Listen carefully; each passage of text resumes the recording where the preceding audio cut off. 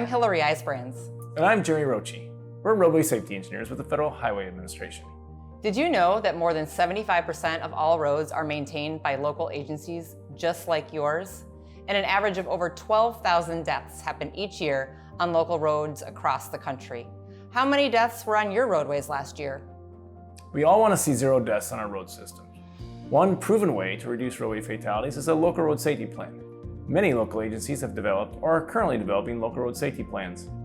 On this site, we'll walk you through the steps to develop a local road safety plan of your own and provide lots of tips, tutorials, resources, and examples along the way. The plans all include some common steps, but they're tailored to reflect your community's needs, and we're going to show you how. Remember the most important thing: do what you can with what you have where you are. So buckle up and let's get started.